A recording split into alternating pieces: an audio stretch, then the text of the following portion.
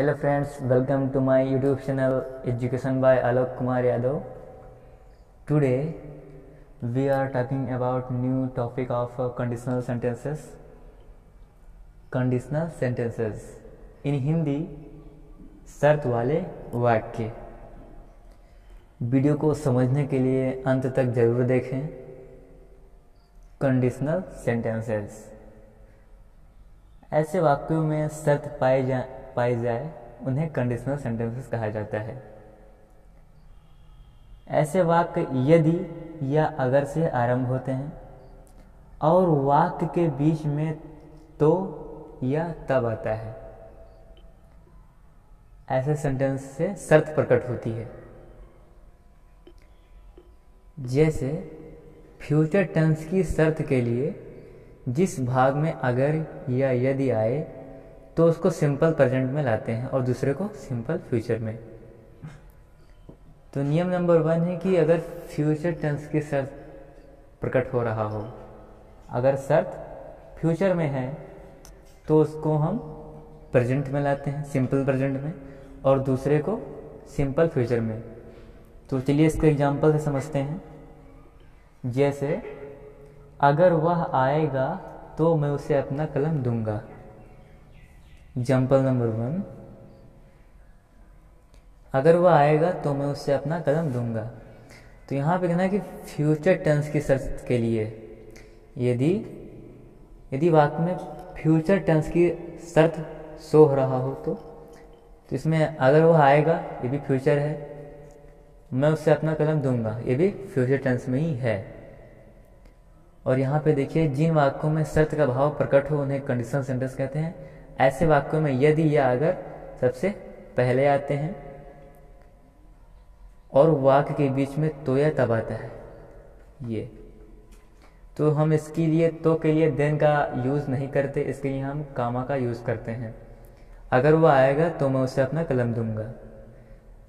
तो दोनों वाक्य फ्यूचर में है तो एक को हमको पहले करना है सिंपल प्रेजेंट में और दूसरे को फ्यूचर में रहने देना है।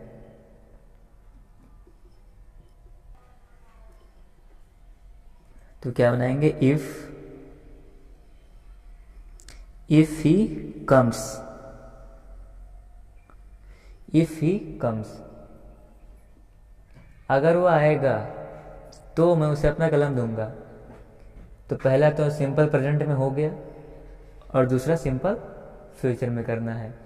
तो if he comes comma I shall give him my pen।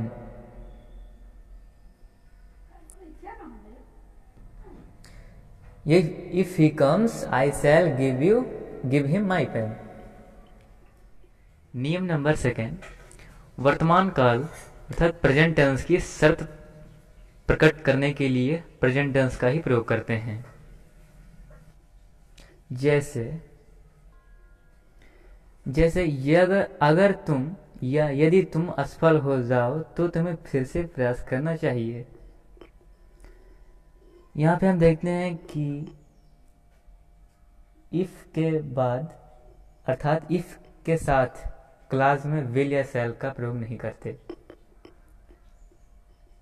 जैसे पहले सेंटेंस में अगर वो आएगा, यहाँ पे नॉर्मली विल का प्रयोग होना चाहिए लेकिन विल का प्रयोग नहीं होता इसमें। फिर भी उसे हमें प्रेजेंट इंडेफिनिट बनाना था, प्रेजेंट सिंपल प्रेजेंट में। और अगर इफ के साथ विल या शैल नहीं लगाते हैं। और यहाँ पे शुड का अर्थ भी यदि से होता है, उसका भी एग्जाम्पल हम लोग देखते हैं।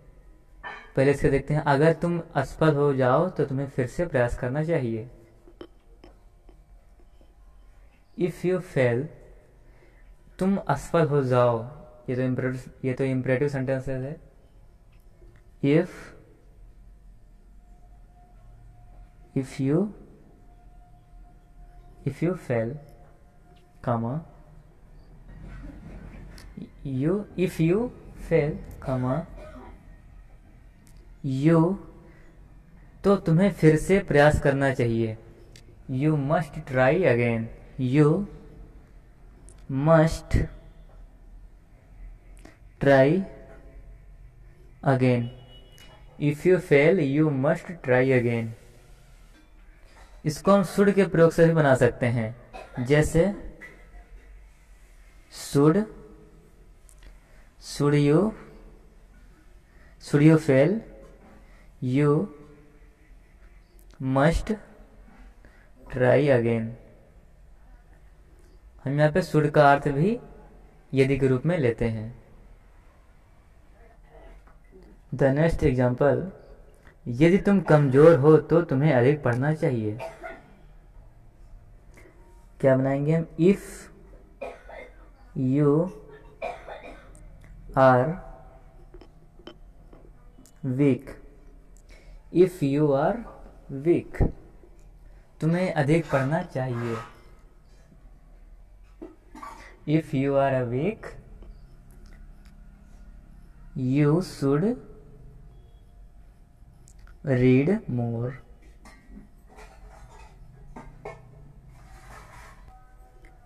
एंड द नेक्स्ट रूल, जब कंडीशनल क्लास से काल्पनिक शर्त प्रकट हो तो उस क्लास में एक वचन कर्ता के साथ बहुवचन का वर्ब का लगाते हैं। अर्थात जब कोई ऐसा वाक्य जैसे शर्त प्रकट कर रहा हो तो उस पार्ट में एक वचन कर्ता के साथ बहुवचन का वर्ब लगाते हैं। जैसे यदि मैं राजा होता तो प्रत्येक व्यक्ति को प्रसन्न कर देता। यदि मैं राजा होता तो प्रत्येक व्यक्ति को प्रसन्न कर देता। जब कंडीशनल क्लास से काल्पनिक शर्त प्रकट हो तो उस क्लास में एक वचन कर्ता के साथ बहुवचन का वर्ब का प्रयोग करते हैं। तो जैसे इफ आई, अब इसके साथ यहाँ पे वाज लगना था। यदि मैं राजा होता तो प्रत्येक व्यक्ति को प्रसन्न कर देता। If I were a king, if I were a king, क्योंकि यहाँ पे लगता वाज, लेकिन ये काल्पनिक शर्त है, ये पूरी नहीं होगी, इसलिए यहाँ पे हम वर का प्रयोग करते हैं। If I were a king I would, अब इसको हमें बना देना, प्रत्येक व्यक्ति को प्रसन्न कर देता। I would make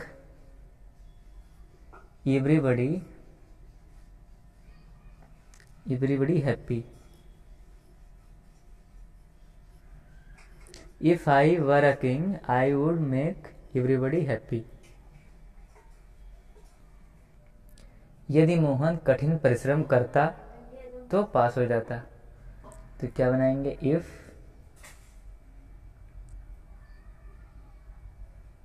if Mohan, अब हमें हैड प्लस वर्ग की थर्ड फॉर्म का प्रयोग करनी है। तो इफ मोहन हैड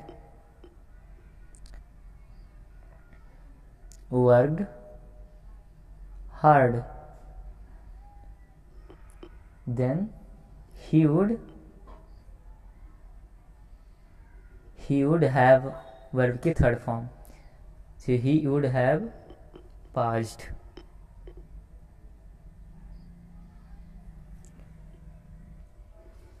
तो यदि मोहन कठिन परिश्रम करता तो पास हो जाता। If Mohan had worked hard he would have passed.